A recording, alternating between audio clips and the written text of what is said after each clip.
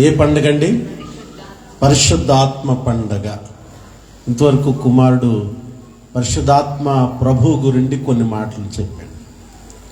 నేను కూడా కొన్ని మాటలు పరిశుద్ధాత్మ దేవుని గురించి మీతో మాట్లాడతాను. పరిశుద్ధాత్మ ఎవరు? Who is Holi spirit?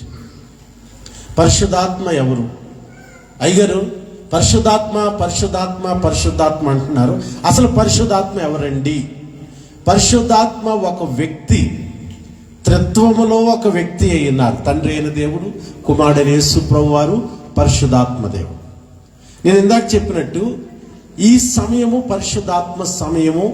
భూమి మీద పరిశుద్ధాత్మ దేవుడు సంచరిస్తూ ఉన్నారు. భూమి మీద అనేక మందిని ఆయన దర్శిస్తూ ఉన్నారు.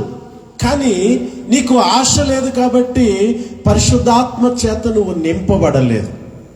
యేసు ప్రభువు మృతులలో నుండి తిరిగి లేచిన తర్వాత ఆయన ఆరోహణమైన 10 రోజులకి ఈ భూమి మీదకి పరిశుద్ధాత్మ దేవుడు దిగి వచ్చారు. అది 50వ దినము. అది పెంతుకోస్తు అనేటువంటి పండుగ. దేవునికి స్తోత్రం. ప్రియులరా, పరిశుద్ధాత్మ దేవుడు నీవు రక్షించబడినప్పుడు, యేసయ్యా నేను పాపిని, నీ రక్తము చేత నన్ను కడుగు అన్నప్పుడు పరిశుద్ధాత్మ దేవుడు నీ లోపలికి వచ్చాడు. నీ లోపలికి వచ్చాడు. అయితే పరిశుద్ధాత్మ చేత నింపబడటం అనేటువంటిది అది పరిశుద్ధాత్మ యొక్క అభిషేకం. నీ మీదకి ఆత్మ రావాలి. నీలోనికి వచ్చాడు, నీ మీదకి పరిశుద్ధాత్మ దేవుడు వస్తే నీవు పరిశుద్ధాత్మ యొక్క శక్తిని లేక ఆయన యొక్క ఆత్మను మనము పొందుకున్నట్టు. యేసు ప్రభు చెప్పారు, మీరు యెరూషలేము నుండి వెళ్ళక ఆదరణకర్త కొరకు కనిపెట్టుడి. మనం ఎక్కడికి పరిగెట్టకూడదమ్మా? సేవ చేయడానికి వెళ్ళిపోతామంటారు, లేకపోతే అది చేస్తాను ఇది చేస్తాను.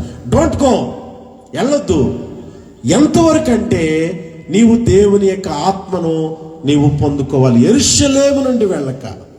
నేను 3 మాటలు చెప్పి నేను ముగించేస్తాను అంటున్నారు కాబట్టి తొందరగా అయిపోయేలాగా ఉంది, తేలిపోతుందని అనుకోకండి. కొంచెం జాగ్రత్తగా వినండి. ఒకవేళ మీ ఇంటికాడ చేపల కూర, మటన్ కూరలు ఇవన్నీ వండుకుని వచ్చి ఉంటారు, తిందిరి కానీ కొంచెం లేట్ అయినా పర్వాలేదు. స్తోత్రం చెప్పండి. హల్లెలూయా, హల్లెలూయా. గట్టిగా చెప్పండి. ఎల్లవయ్య అన్నట్టు ఉంది. నేను మిమ్మల్ని అల్లెలే చెప్పమంటే మీరు ఎల్లవయ్య అన్నట్టుగా అల్లెలి అంట. హల్లెలూయా. పరిశుద్ధాత్మను మనం పొందుకోవాలంటే మొదటిదిగా నీకు ఆశ ఉండాలి అంటున్నాను. నీకు ఒక పట్టుదల ఉండాలి. నాకు దేవుని ఆత్మ కావాలి. కొంతమంది చిన్నపిల్లలు అంటారు, నేను పెద్దోడిని అయిన తర్వాత లారీ నడిపేతానంటాడు, విమానం నడిపేతానంటాడు, లేకపోతే ట్రాక్టర్ నడిపేతానంటాడు. అదేదో పెద్ద ఉద్యోగం అనుకుంటాడు. ఆడికి తెలియదు. ఆడ ఆశ. వాక్యం ఈ రీతిగా సెలవిస్తుంది. 107వ కీర్తన 9వ వచనం చదవండి. 107వ కీర్తన 9వ వచనం.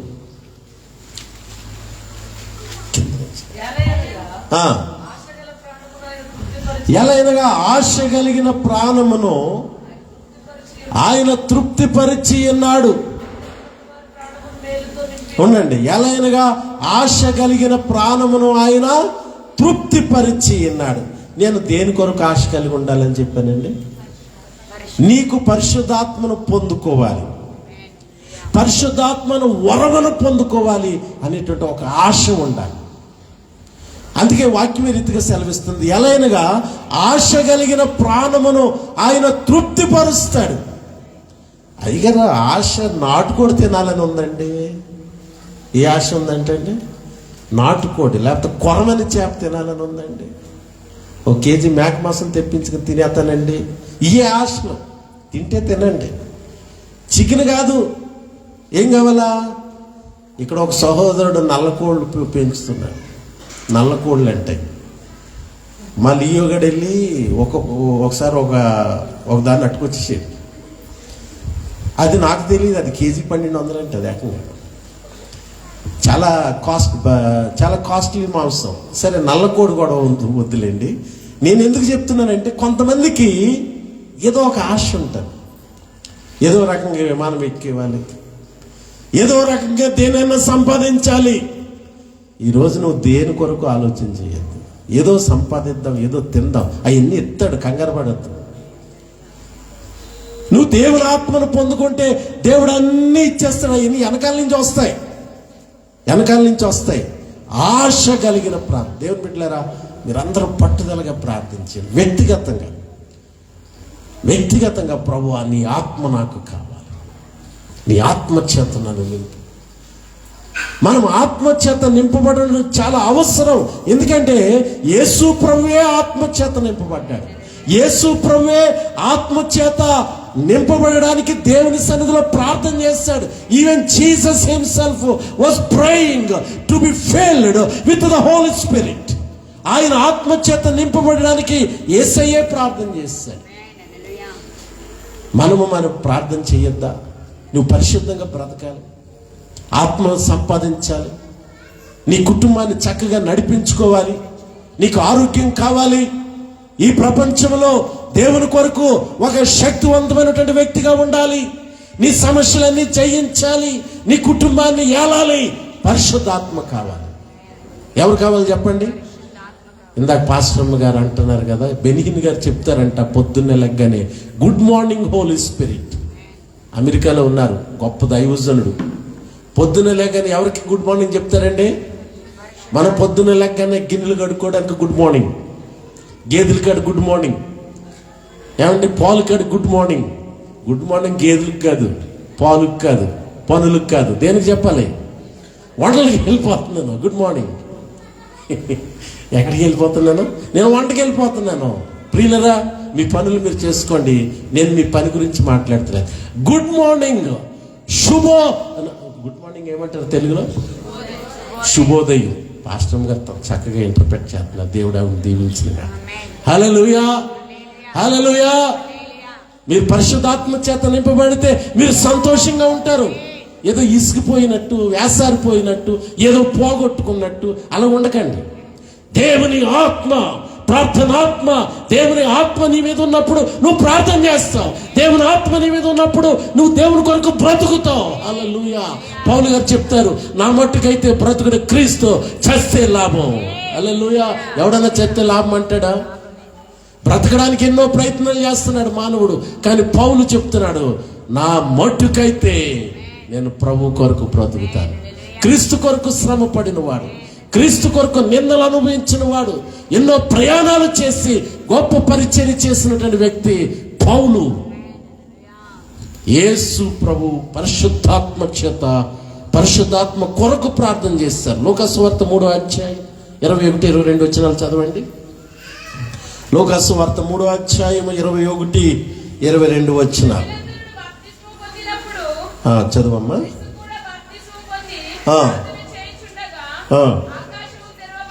ఆకాశము తెరవబడి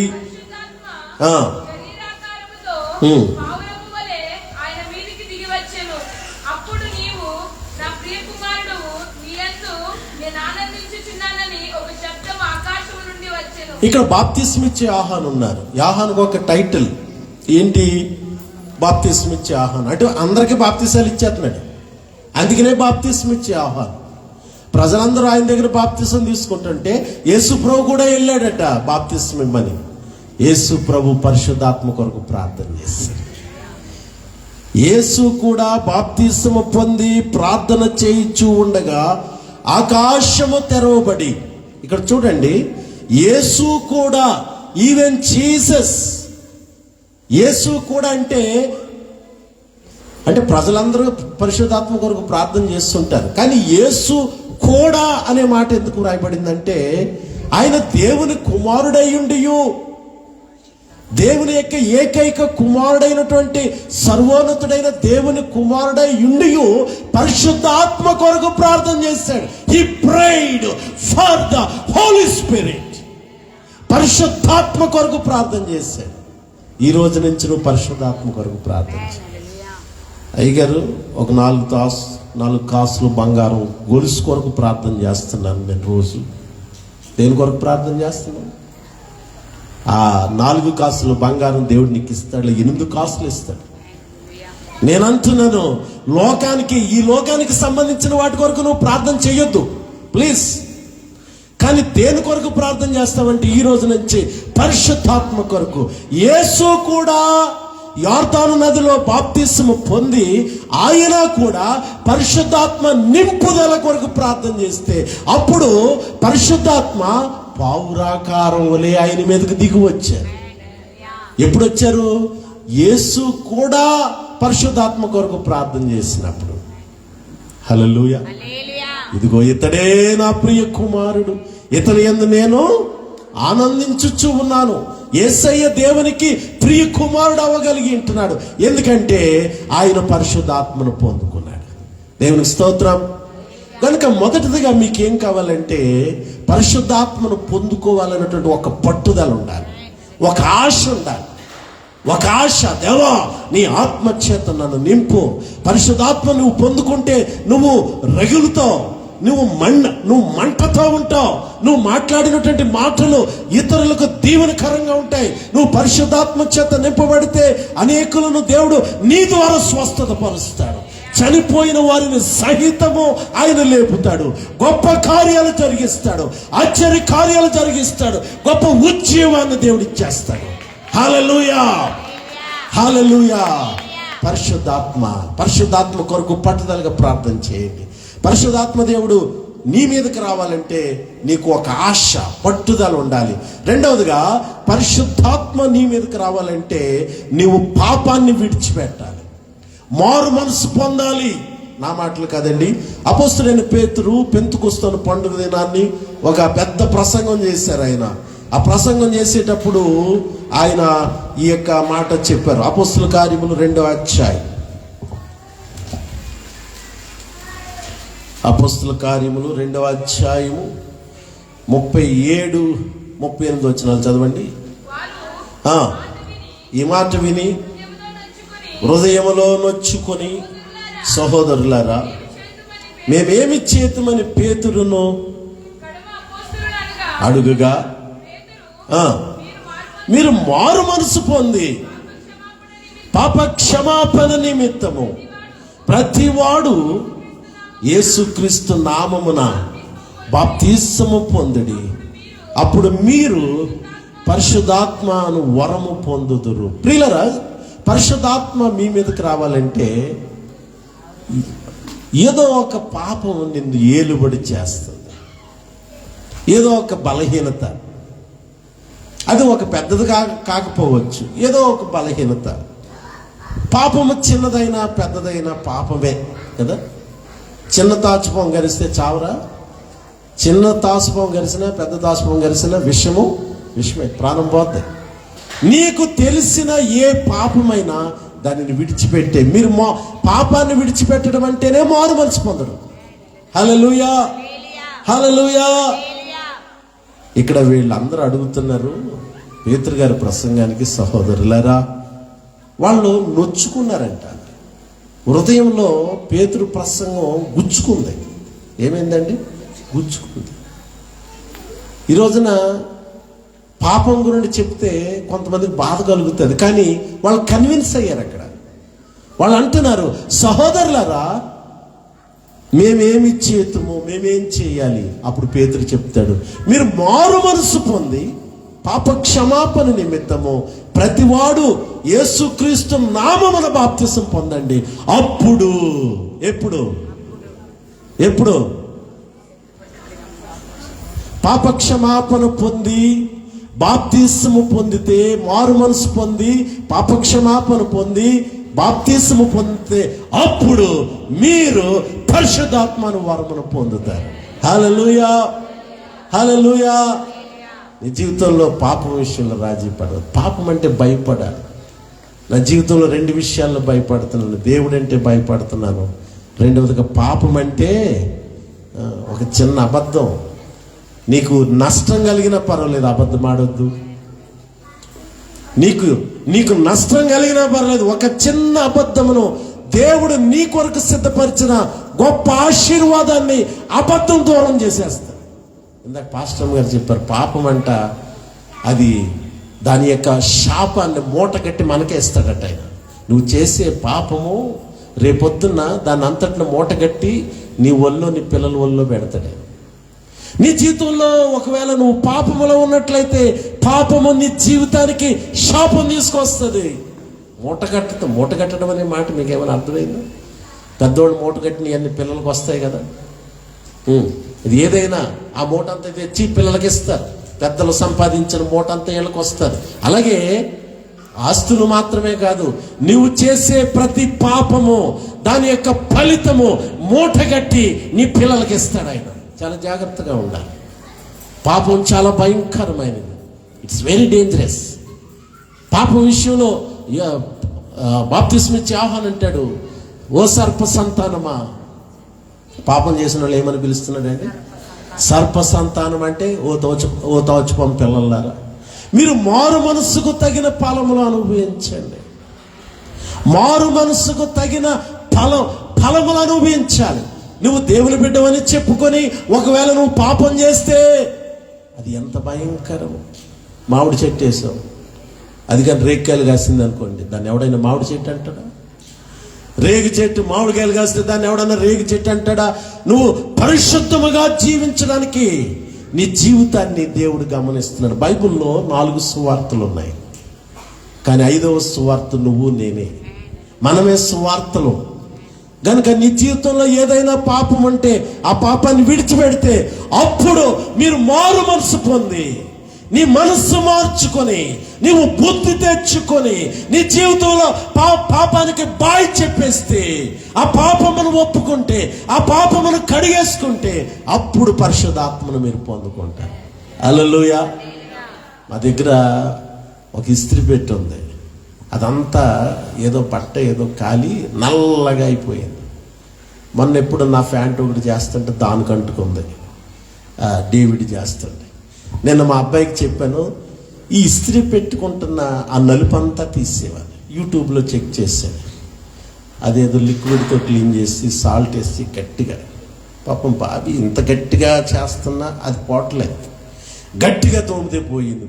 3 సార్లు ఆ లిక్విడ్ వేసి సాల్ట్ వేసి దాన్ని అలా క్లీన్ చేస్తుంటే నాకు అనిపించింది, మన పాపములు కూడా దేవుని దగ్గర అంత గట్టిగా యేసు రక్తంలో శుభ్రంగా కడుక్కోవాలి. ప్రభువా పాపిని ఆమేన్ హల్లెలూయా వందనాలండి, రేపు వారం వస్తానని అంటారా? ఎక్కడా నీ పాపము, నువ్వు పాపం చేసేటప్పుడు ఎంత భయంకరంగా చేసావో, నువ్వు కన్నీరు కార్చి మన పాపములను మనం ఒప్పుకొని ఎడల ఆయన నమ్మదగిన వాడు, నీతిమంతుడు గనుక ఆయన నీ సమస్త దుర్నీతి నుండి నిన్ను పవిత్రపరిచి క్రీస్తు రక్తము ద్వారా నువ్వు పవిత్రురాలు అవుతావు. హల్లెలూయా. ఎప్పుడు కూడా కడుక్కోండి, అంటే రోజు చేసేసి కడిగేసుకోమని కాదు, ప్రతి దినము యేసు రక్తములో నీ రక్తమైన పాట పాడుకుంటూ కడుక్కోండి. యేసు రక్తము అనేటువంటి పాటను పాడుకుంటూ మీ జీవితాన్ని యేసు రక్తములో కడుక్కోండి. మీరు మారు మనసు పొందాలి, అప్పుడు పరిశుద్ధాత్మ మీ మీదకి వస్తాయి. హల్లెలూయా, హల్లెలూయా. సహోదరుడా, నీ జీవితంలో పాపం దేవుని యొక్క గొప్ప ఆశీర్వాదానికి దూరం చేసేస్తుంది. ఇది ఊరుకునే వచ్చింది కదా అని నువ్వు తెచ్చేసుకుంటున్నావా? దానికి వెలపెట్టి తెచ్చుకో, దానికి ఆశీర్వాదం ఉంటుంది. ఏదైనా కానీ దేవునికి ఇష్టం లేనటువంటిది నీ జీవితంలో జరుగుతున్నట్లయితే దానిని వదిలేస్తే దాని వలన నీకు ఎంతో నష్టము, ఎంతో శాపము, ఎంతో దరిద్రం వస్తుంది. మారు మనసు పొందాలి. తప్పిపోయిన కుమారుడు గురించి ఒక మాట వ్రాయబడింది, అయితే అతడు బుద్ధి వచ్చినప్పుడు, నా తండ్రి వద్ద ఎంతో మంది కూలి వాండ్రకు అన్నము సమృద్ధిగా ఉన్నది. ప్రియులరా, బుద్ధి వచ్చినప్పుడు, ఆడికి ముందు బుద్ధి రాలేదు, తండ్రి దగ్గర ఆస్తంతా అట్టుకెళ్ళిపోయాడు, ఖర్చు పెట్టేశాడు, తిరిగాడు, పేకాట్లాడాడు, తన జీవితం అంతటిని పాడు చేసేసుకున్నాడు. తండ్రి దగ్గర ఆ పైసలు, ఆ ధనమును అట్టుకుని వెళ్ళినప్పుడు, ఆస్తిని పట్టుకుని వెళ్ళినప్పుడు బుద్ధి లేదు. అంతా పోయాక బుద్ధి వచ్చింది అప్పటికైనా. వాక్యం రీతిగా చెప్తుంది, అయితే బుద్ధి వచ్చినప్పుడు. ఆ మాట చాలా మంచి మాట అండి. నీ జీవితంలో నువ్వు బాగుపడాలంటే బుద్ధి తెచ్చుకోవాలి, మారు మనసు పొందాలి. నీ పాపపు జీవితాన్ని విడిచిపెట్టు. నీ పాపాన్ని విడిచిపెడితే దేవుడు వెంటనే ఒక ఆశీర్వాదం, వెంటనే ఒక క్షేమం, నీ జీవితంలో నీవు ఊహించినటువంటి దీవెన దేవుడు నీకు ఇస్తాడు. అందుకే పేతురు చెప్తాడు, మీరు మారు మనసు పొందండి, బుద్ధి తెచ్చుకోండి, పాపాన్ని విడిచిపెట్టండి, పాప క్షమాపణ పొందుకోండి, బాప్తిసం పొందండి. అప్పుడు ఏం పొందుతారు? పరిశుద్ధాత్మ వరం పొందుతారు. మూడో మాట చెప్పి నేను ముగిస్తాను. దేవుని ఆత్మ నీ మీదకి రావాలంటే ఎడతెగక ప్రార్థన చేయాలి. దయచేసి వచనం చూడండి, అపోస్తుల కార్యములు 1వ అధ్యాయము 14వ వచనం. వీరందరూ మరియను ప్రియులారా, యేసు ప్రభు చెప్పారు కదా, ఒలీవల కొండ మీద నుంచి వెళ్ళిపోయినప్పుడు మీరందరూ దేవుని ఆత్మను పొందుకోండి. హల్లెలూయా. దేవుని ఆత్మ పొందుకోండి. వీళ్ళు ఏం చేశారంటే ఆ ఒలీవల కొండ నుండి యెరూషలేములోకి వచ్చారు. యెరూషలేము పట్టణంలో ఒక మేడ గదిలోకి వెళ్ళారు. ఎవరెవరంట? మీరు ఇంటికి వెళ్ళాక చదవండి. 13వ వచనంలో యేసు ప్రభు శిష్యులు ఉన్నారు, కొంతమంది స్త్రీలు ఉన్నారు. ఆ స్త్రీలలో ఒక తల్లి గురించి ఇక్కడ స్పెసిఫైగా చెప్పబడింది. ఆవిడ ఎవరంటే యేసుప్రభు తల్లి అయిన మరియ కూడా ఉన్నారు. యేసుప్రభును కన్న తల్లి అయినటువంటి మరియ కూడా ఆయన శిష్యులతో పాటు ఆ స్త్రీల గ్రూప్తో కలిసి వాళ్ళందరితో కూడా ఏం చేస్తున్నారంట? ప్రభువా మీ ఆత్మను మాకు ఇవ్వండి. ఎడతెగక ప్రార్థన చేస్తున్నారు. హల్లెలూయా. దేవుని పరిశుద్ధాత్మను మీరు పొందుకోవాలంటే ఎడతెగక ప్రార్థన చేయండి.